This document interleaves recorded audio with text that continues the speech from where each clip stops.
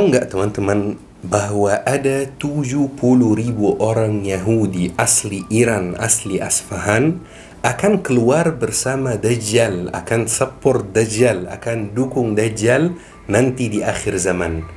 Dan saya pernah di DM oleh salah satu teman-teman penonton channel ini, Syekh, kok bisa ada 70.000 orang Yahudi yang akan support Dajjal dari Iran? Emang ada orang Yahudi di Iran sampai ada jumlah sebanyak itu yang support Dajjal?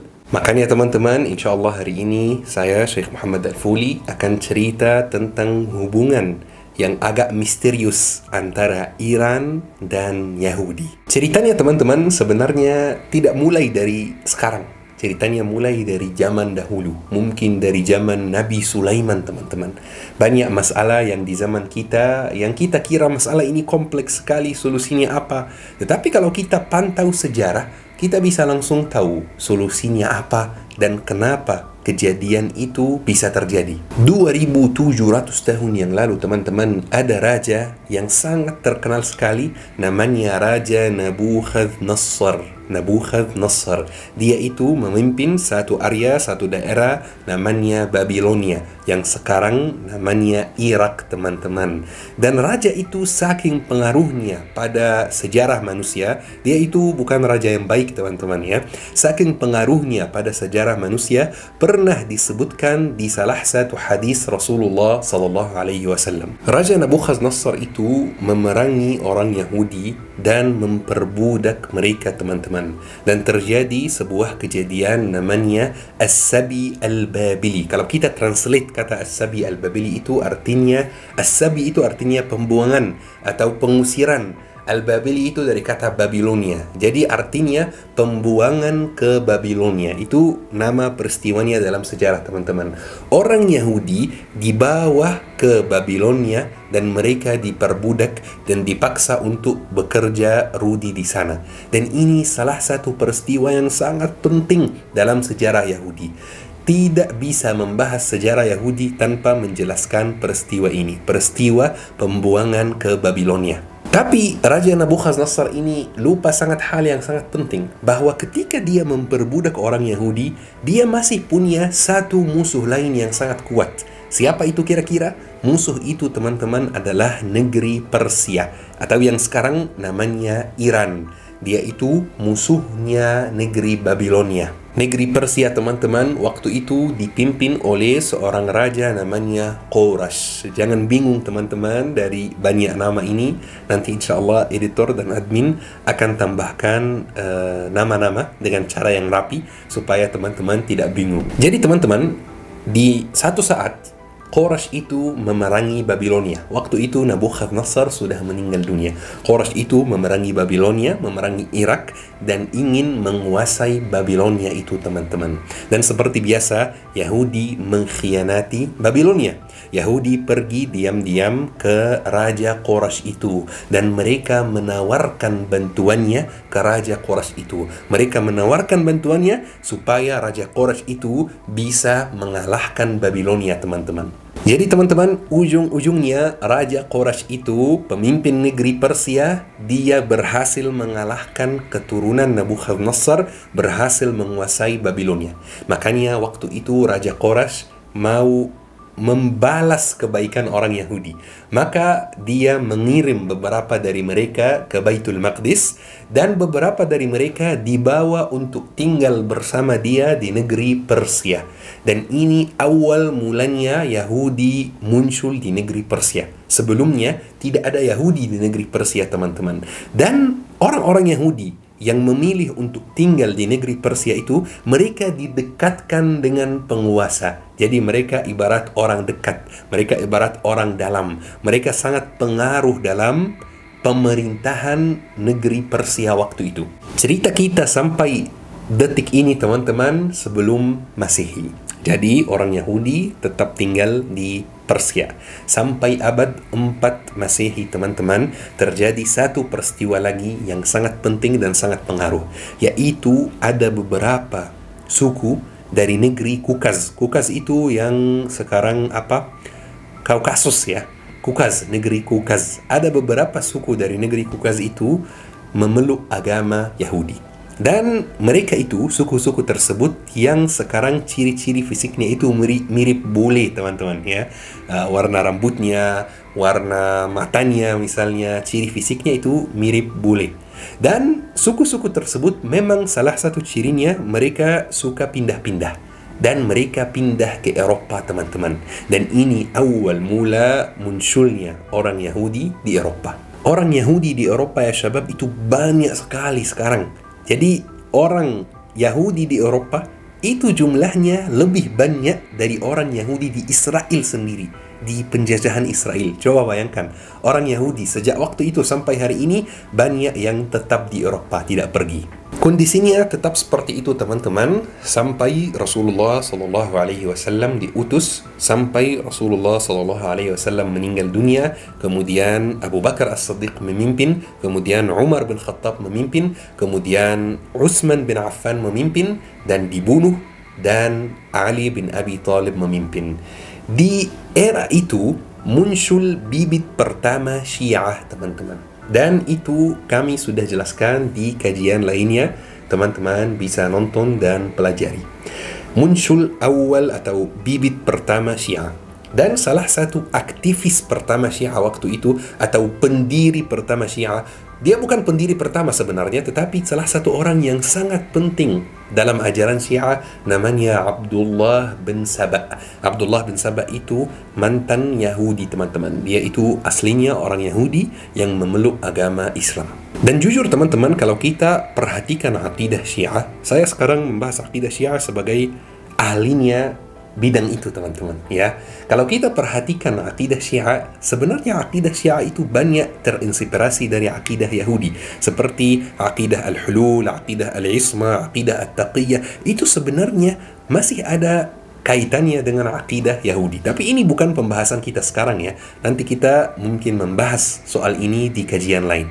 Sampai abad ketiga Hijriyah, teman-teman, terbentuk sebuah kerajaan Islam bermazhab Syiah 12 di negeri Persia. Namanya Kerajaan Buwayyiyah. Kerajaan Buwayyiyah. Kerajaan Buwayyiyah itu tercatat dalam sejarah bahwa mereka memberi prioritas ke orang Yahudi. Mereka membuat orang Yahudi itu istimewa. Mereka membuat orang Yahudi itu sangat dekat dengan istana pemerintahan. Mereka di sana itu mendapatkan banyak misalnya pekerjaan yang bagus, mereka dapatkan banyak jabatan yang sangat tinggi dan lain-lain. Orang Yahudi waktu itu di kerajaan Buwayyiyah memilih untuk tinggal di sebuah kota yang namanya Asfahan. Ini kota yang namanya disebutkan dalam hadis Rasulullah sallallahu alaihi wasallam. Kemudian, teman-teman, kerajaan Buwayyiyah itu runtuh dan terbentuk kerajaan baru namanya Kerajaan Safawiyah. Itu kerajaan Islam bermazhab Syiah 12 yang ada di negeri Persia juga, teman-teman. Tetapi bedanya, kerajaan Safawiyah itu kerajaan yang tidak begitu suka dengan Yahudi. Maka mereka menjauhkan orang Yahudi, mereka tidak lagi memberikan prioritas, mereka tidak lagi menjadikan orang Yahudi itu istimewa. Tetapi masih tetap ada banyak orang Yahudi yang tinggal di negeri Persia waktu itu, khususnya di kota Asfahan, teman-teman. Sampai negeri ini, kerajaan ini runtuh dan terbentuk kerajaan baru namanya Kerajaan Ifsyariyah, teman-teman. Kerajaan Syiah 12 yang berada di negeri Persia juga, sampai runtuh kerajaan Ifsyariyah itu, teman-teman, dan terbentuk kerajaan baru namanya Kerajaan Al-Qadiriyah, ya. Itu kerajaan Islam bermazhab Syiah 12 yang juga dekat dengan Yahudi. Sampai, teman-teman, kerajaan tersebut runtuh dan terbentuk kerajaan baru namanya Kerajaan Bahlawiyah, teman-teman, dan itu sangat dekat. Tanggalnya atau tanggal terbentuknya kerajaan itu sangat dekat, teman-teman. Kemarin 1925, jadi hanya 100 tahun yang lalu saja.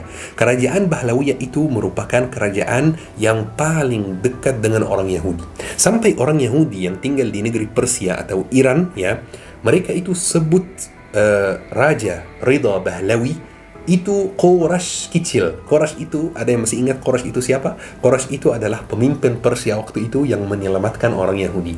Saking Ridha Pahlawi itu memberi prioritas kepada orang Yahudi di tahun 1925 itu, mereka orang Yahudi di sana sebut Ridha Pahlawi itu sebagai Quraisy kecil gitu. Keadaan dan kondisi orang Yahudi di Iran waktu itu di bawah kepemimpinan kerajaan Pahlawiyah, Raja Ridha Pahlawi itu kondisi yang luar biasa baik.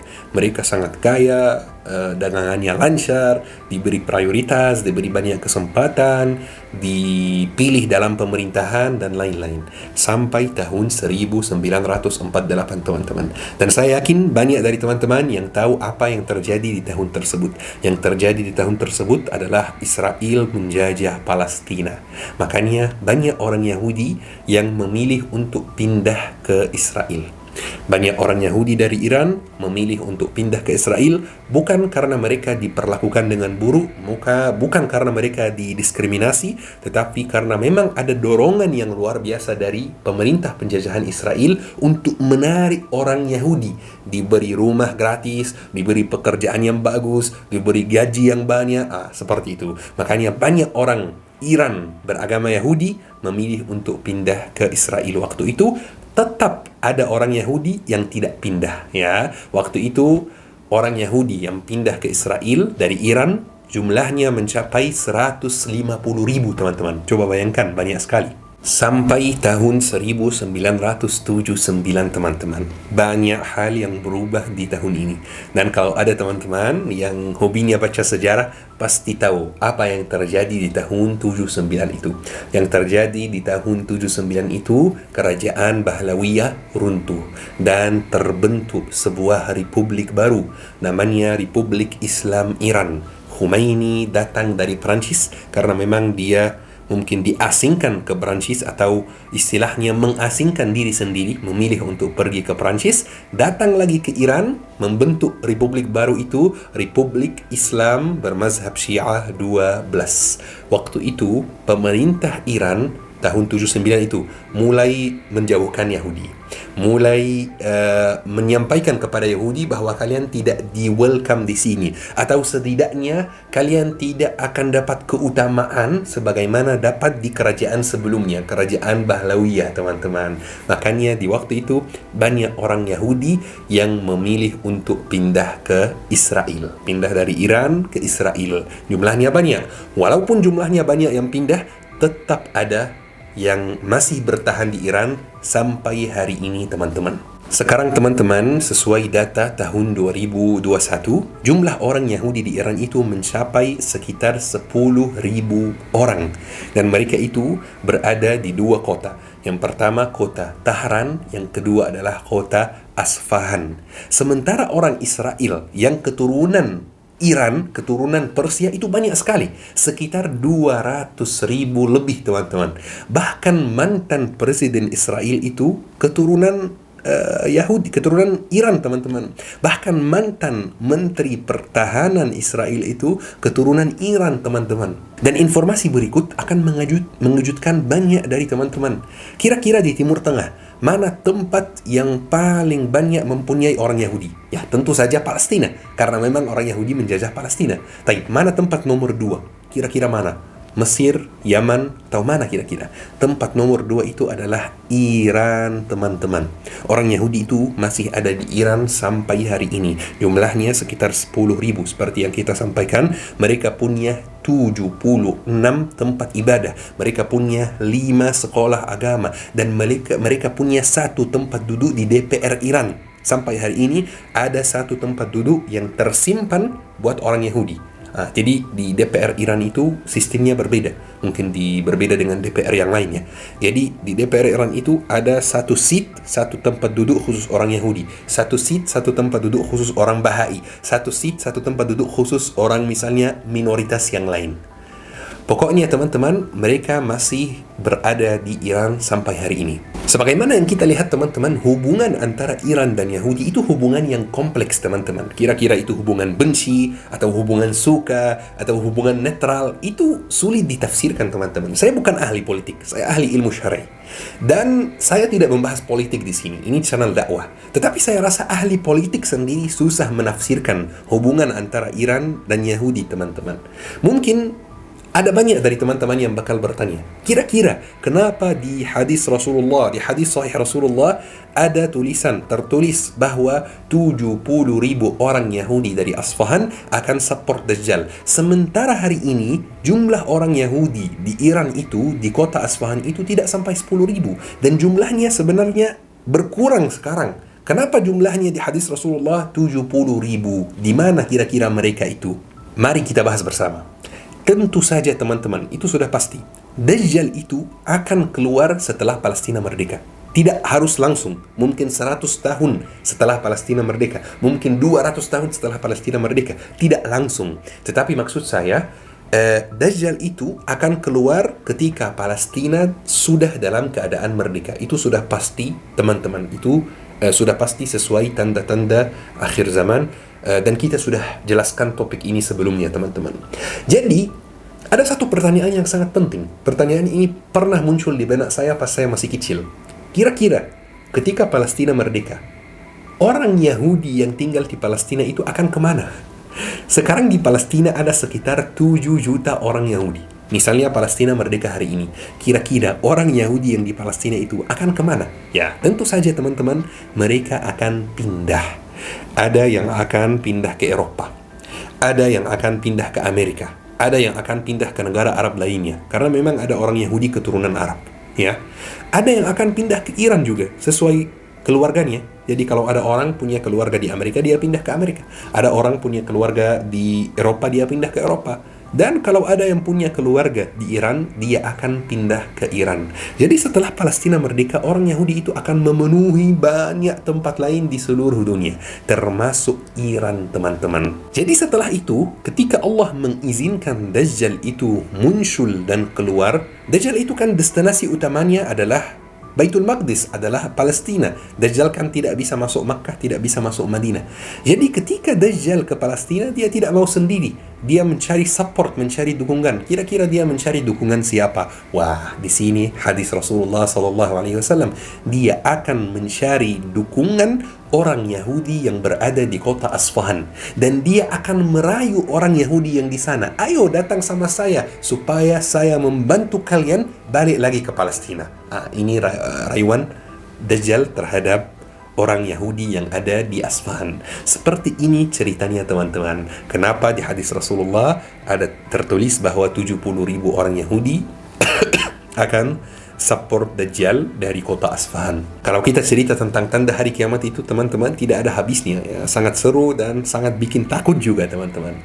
Tapi sekian dari Al-Faqir menjelaskan hubungan yang kurang jelas ya antara Iran dan Yahudi. Mudah-mudahan apa yang disampaikan hari ini bermanfaat. Ayo kita tutupi kajian hari ini dengan doa kafaratul majlis. Subhanakallahumma wa bihamdika asyhadu an la ilaha illa anta astaghfiruka wa atubu ilaik. Syukran. Wassalamualaikum warahmatullahi wabarakatuh.